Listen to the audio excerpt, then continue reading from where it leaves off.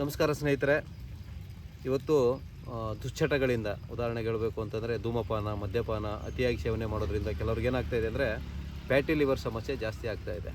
So ಒಂದು ನಮ್ಮ ಮನೆಗೆ ಸಕ್ಕರೆ, ಆಮೇಲೆ ಎರಡನೇದಾಗಿ ಈ ಸೀಮೆ ಹಸುವಿನ ಹಾಲು, ರಿಫೈನ್ಡ್ ಆಯಿಲು, ಮೈದಾ, ಗೋಧಿ ಹಿಟ್ಟು, ಔಟ್ಸೈಡು ಜಾಸ್ತಿ ಜಂಕ್ ಫುಡ್ಸ್ನ ತಿನ್ನೋದ್ರಿಂದ ಏನಾಗ್ತಾಯಿದೆ ಅಂದರೆ ಲಿವರಲ್ಲಿ ಫ್ಯಾಟಿ ಲಿವರ್ ಅನ್ನೋವಂಥ ಅಂಶ, ಕಾರ್ಬೋಹೈಡ್ರೇಟ್ ಜಾಸ್ತಿ ತಿನ್ನೋದ್ರಿಂದ, ಹಾಗೆ ನಮಗೆ ಈ ಆಲ್ಕೋಹಾಲ್ ಕನ್ಸಂಪ್ಷನ್ ಜಾಸ್ತಿ ಆಗಿರೋದ್ರಿಂದ ಏನಾಗ್ತಾಯಿದೆ, ಲಿವರು ತುಂಬ ದಯನೀಯ ಸ್ಥಿತಿಯಲ್ಲಿದೆ. ಅಂದರೆ ಖಾರ ಅತಿಯಾಗಿ ತಿನ್ನೋದು, ಮಸಾಲೆಯುಕ್ತ ಪದಾರ್ಥಗಳನ್ನು ತಿನ್ನೋದ್ರಿಂದ. ಸೊ ಅಂಥವರು ಈಗ ಸ್ಟೇಜ್ 1 ಅಥವಾ ಸ್ವಲ್ಪ ಪ್ರಾರಂಭಿಕ ಹಂತದಲ್ಲಿ ನಮಗೇನೆಂದರೆ ಲಿವರ್ ಪ್ರಾಬ್ಲಮ್ ಇದೆ ಅಂತ ಗೊತ್ತಾದ ತಕ್ಷಣವೇ ಈ ಒಂದು ಅದ್ಭುತವಾದಂತಹ ಹಿತ್ತಲ ಮದ್ದನ್ನು ಮಾಡ್ಕೋಬೋದು ಸ್ನೇಹಿತರೆ. ಸೊ ಬಹುಶಃ ತಮಗೆಲ್ಲರಿಗೂ ಗೊತ್ತಿರುತ್ತೆ, ಪ್ರತಿ ಹಳ್ಳಿಗಳಲ್ಲೂ ಚಿರಪರಿಚಿತವಾದಂಥ ಗಿಡ ಇದು. ಜಾಂಡೀಸ್ ಸೊಪ್ಪು ಅಂತ ಕರೀತಾರೆ ಇದಕ್ಕೆ. ಸೊ ಕನ್ನಡದಲ್ಲಿ ನಿಮಗೆ ಜಾಂಡೀಸ್ ಸೊಪ್ಪು ಅಂತಾರೆ ಆಡು ಭಾಷೆಯಲ್ಲಿ. ಆಮೇಲೆ ನಿಮಗೆ ಗ್ರಾಂಥಿಕ ಭಾಷೆಯಲ್ಲಿ ನೆಲನೆಲ್ಲಿ ಅಂತ ಹೇಳ್ತಾರೆ.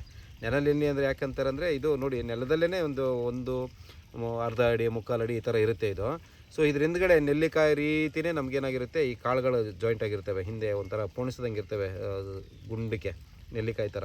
ಆಮೇಲೆ ಇದರ ಎಲೆನೂ ಅಷ್ಟೇ, ನೆಲ್ಲಿ ಎಲೆ ಥರ ನಿಮಗೆ ಒಂದಕ್ಕೊಂದು ವಿರುದ್ಧವಾಗಿ ಇರ್ತವೆ. ಸೊ ಅದಕ್ಕೆ ಇದಕ್ಕೆ ನೆಲನೆಲ್ಲಿ ಅಂತ ಹೆಸರು ಬಂದಿದೆ. ಸೊ ಇದು ಅದ್ಭುತವಾದಂಥ ಆ್ಯಂಟಿ ವೈರಸ್ ಹರ್ಬ್ ಇದು. ಅಂದರೆ ಆ್ಯಂಟಿ ವೈರಸ್ ಅಂದರೆ ನಿಮಗೆ ಈ ಜಾಂಡೀಸ್ ಬಂದಾಗ ಮತ್ತು ಜ್ವರ ಬಂದಾಗಲೂ ಕೂಡ ಇದನ್ನು ಬಳಸ್ಬೋದು.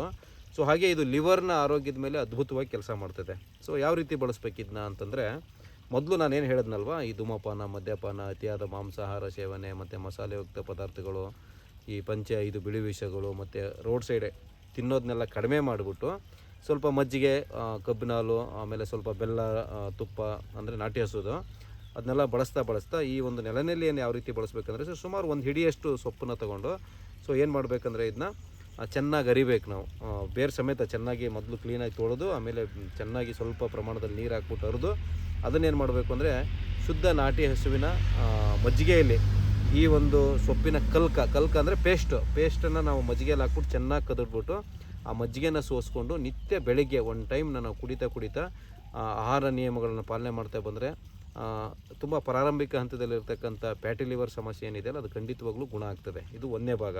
ಇನ್ನು ಎರಡನೇದಾಗಿ ಇದನ್ನು ಕುಡಿಯೋದ್ರಿಂದ ಶ್ವಾಸಕೋಶ ಚೆನ್ನಾಗಿರ್ತದೆ, ಮತ್ತು ಲಿವರ್ ಚೆನ್ನಾಗಿರ್ತದೆ, ಕಿಡ್ನಿ ಆರೋಗ್ಯ ಚೆನ್ನಾಗಿರ್ತದೆ, ಮತ್ತು ನಮಗೆ ಶರೀರಕ್ಕೆ ಯಾವುದೂ ಜ್ವರ ಬರೋದಿಲ್ಲ. ಸೊ ಇದು ಅದ್ಭುತವಾದಂಥ ಚಿರಪರಿಚಿತವಾದಂಥ ಗಿಡ ಸ್ನೇಹಿತರೆ. ಇದನ್ನೆಲ್ಲರೂ ಬಳಸ್ಕೊಳ್ಳಿ. ಹಾಗೆ ಈ ದುಶ್ಚಟಗಳಿಂದ ದೂರ ಇದ್ದು ನಿಮ್ಮ ಲಿವರ್ ಮತ್ತು ಕಿಡ್ನಿ ಆರೋಗ್ಯಗಳನ್ನು ಸುಧಾರಿಸ್ಕೊಳ್ಳಿ ಅಂತ ಹೇಳ್ತಾ, ಈ ಒಂದು ಮನೆಮದ್ದು ಈಗ ಕೆಲವ್ರಿಗೆ ಏನಾಗ್ತದೆ ಅಂತಂದರೆ, ನಾವು ಎಷ್ಟೇ ಇಂಥವೆಲ್ಲ ಮನೆಮದ್ದುಗಳು ಮಾಡಿದ್ರೂ ಕೆಲವು ಕಾಯಿಲೆಗಳು ಹತೋಟಿಗೆ ಬರೋದಿಲ್ಲ. ಸೊ ಆವಾಗ ನೀವು ವೈದ್ಯರನ್ನ ಭೇಟಿ ಮಾಡಬೇಕಾಗ್ತದೆ. ಮತ್ತು ಇದಕ್ಕಿಂತ ಸ್ವಲ್ಪ ಇದ್ರ ಜೊತೆಗೆ ಇನ್ನೂ ಸ್ವಲ್ಪ ಚೆನ್ನಾಗಿರೋ ಗಿಡಮೂಲಿಕೆಗಳನ್ನು, ಇದು ಮತ್ತು ಇನ್ನು ಬೇರೆ ಎಲ್ಲ ಗಿಡಮೂಲಿಕೆಗಳು ಹಾಕಿ ಕಾಂಬಿನೇಷನ್ ಮಾಡಿ ಕೊಡಬೇಕಾಗ್ತದೆ. ಸೊ ಅಂಥವರು ಕೆಳಗಡೆ ಕಾಣಿಸ್ತಾ ಇರೋ ನಂಬರ್ಗೆ ನೀವು ಕರೆ ಮಾಡಿಬಿಟ್ಟು ಹೆಚ್ಚಿನ ಮಾಹಿತಿಗೆ ತಿಳ್ಕೊಬೋದು ಅಂತ ಹೇಳ್ತಾ ಈ ಸಂಚಿಕೆಯನ್ನು ಇಲ್ಲಿಗೆ ಮುಗಿಸೋಣ ಸ್ನೇಹಿತರೆ. ಎಲ್ಲರಿಗೂ ನಮಸ್ಕಾರ.